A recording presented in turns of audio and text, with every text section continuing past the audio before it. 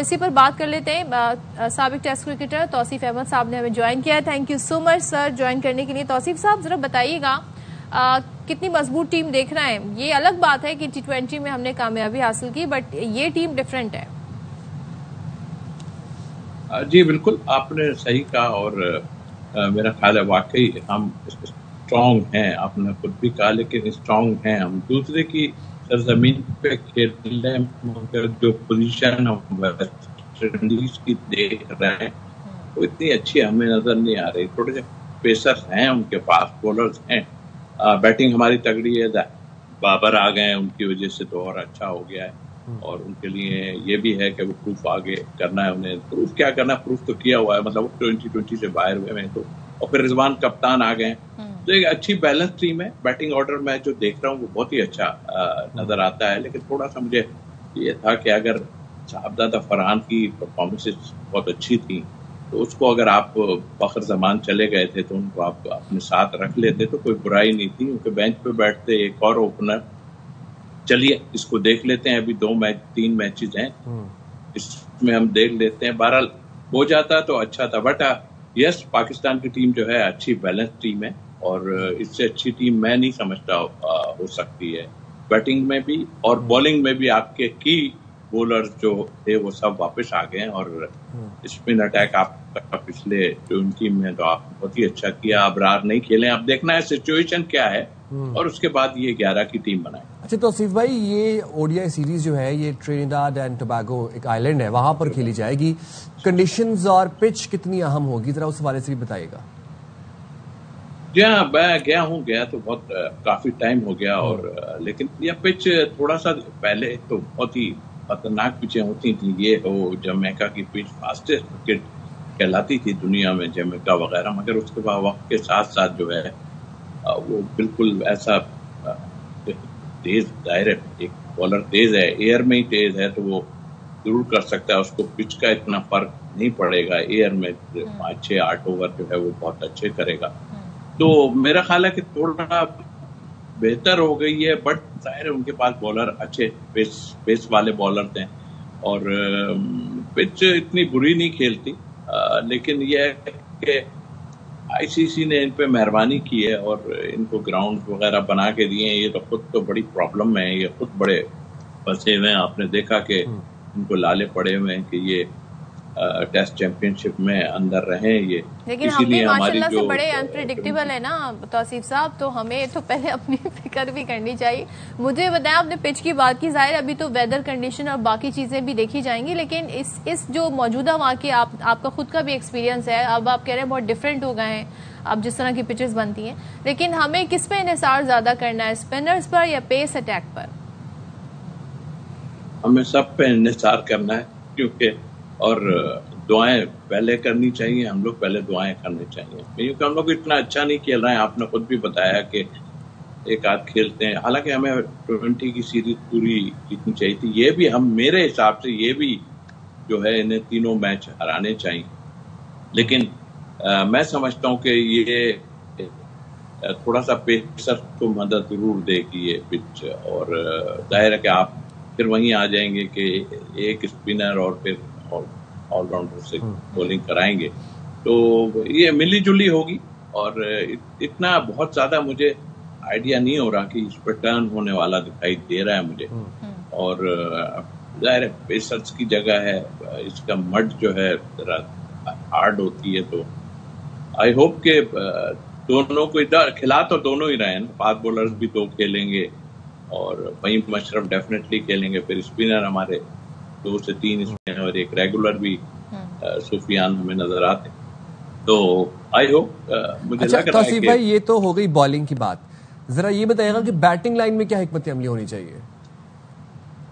हिकमत अमली देखें, साफ जाहिर है आपके पास 2 ओपनर हैं, अब्दुल्ला शफीक है और साइम अयूब है। पहले आपके पास जो है ये बाबर आजम करते थे, लेकिन जाहिर है ये अभी जो है ये शायद 3 पे जाएंगे मुझे लगता है।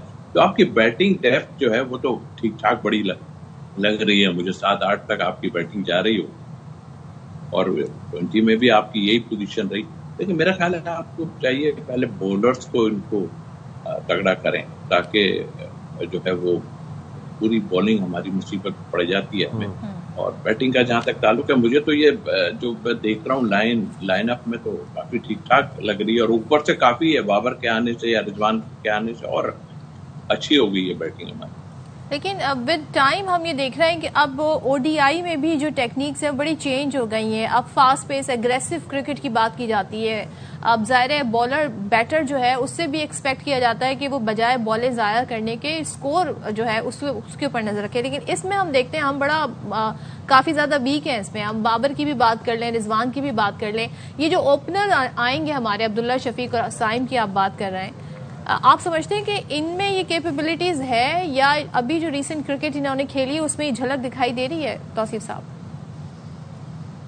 जी हाँ, बिल्कुल नजर आ रही है। और अब्दुल्ला शफीक स्टडी है, बहुत अच्छा सीधा खेलते हैं। उन्होंने 20 में भी काफी अच्छा खेला था यहाँ PSL में। और साइम का एक अपना स्टाइल है, आपको पता ही है कि वो अटैकिंग क्रिकेट खेलते हैं, और जो इस वक्त की जरूरत है, जाहिर है उसमें 6 ओवर थे, इसमें 10 ओवर्स का हमें पावर प्ले मिलता है, फिर बाद में भी मिलता है। तो ये इसके लिए हमारे पास स्ट्रेटेजी एक ये होनी चाहिए कि ऊपर से भी ऐसा हो, और जब कम ओवर्स रह जाएं तो नीचे से फ़हीम अशरफ वगैरह जो हैं वो एक अटैक करके एक अच्छा स्कोर बना सकते हैं। लेकिन आपको वक्त के हिसाब से के ओवर जैसे गुजरते जाएं, ज्यादा ओवर गुजर जाते हैं, तो फिर आपको बैटिंग ऑर्डर थोड़ा सा जो है चेंज करना पड़ेगा।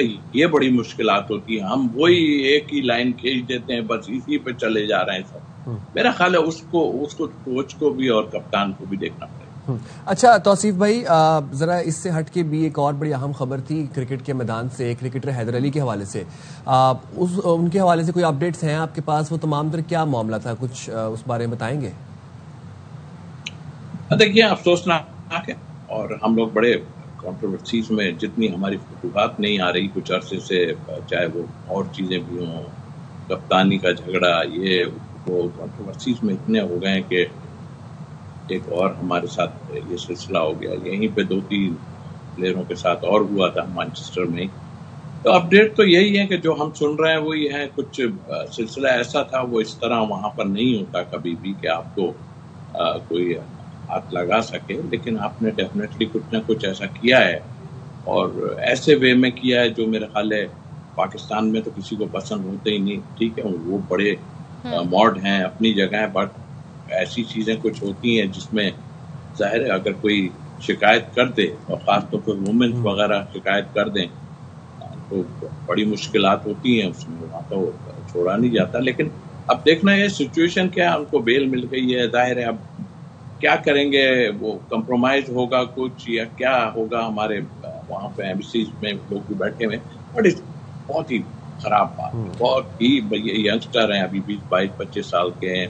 इनकी एक कंट्रोवर्सी और हुई थी, मुझे याद है अच्छी तरह, ये दुबई में भी कुछ ऐसा सिलसिला हुआ था, और फिर इंग्लैंड टीम जा रही थी, वापस आए थे, इनको ड्रॉप कर दिया था, वहां से निकल आए थे। लेकिन कुछ हुआ था इनके साथ दुबई में भी। तो हम यंगस्टर को और फिर बहुत सोचना चाहिए, और फिर ये सोचना चाहिए कि हमारी फैमिलीज हैं यार, इस टाइप की चीजें अगर होंगी, क्योंकि एक तो और दफा हो चुकी है, इस टाइप की चीजें होंगी, आपके घर हैं, आपकी सिस्टर्स होंगे, आपके भाई बहन, ये सब मतलब हैरत है मुझे कि आप पता नहीं दुनिया में घूमते हैं और फिर इतनी आपने चमक देखी है, उसके बाद आपसे जब्ती नहीं होती कोई चीज। तो ये सबके लिए मेरा मैसेज है कि आप खुदा के वास्ते, आप तो अपना करते ही हैं, आप तो जो होता है आपके ऊपर बाहर आन के आवाजें भी लगेंगी पाकिस्तान में आन के, और कई चीजें होंगी, अगर आप ये तो सोचो इस मुल्क के आप वो बन के जा रहे हो, रिप्रेजेंट कर रहे होते हैं अपने मुल्क को। चलें, तो thank you so much Tauseef साहब, आपने वक्त दिया, और से इंशाल्लाह राब्ता रहेगा, क्योंकि अब 3 वनडे जो हो रहे हैं, सो उसमें हम आपका तज्जिया लेते रहेंगे। Thank you so much once again.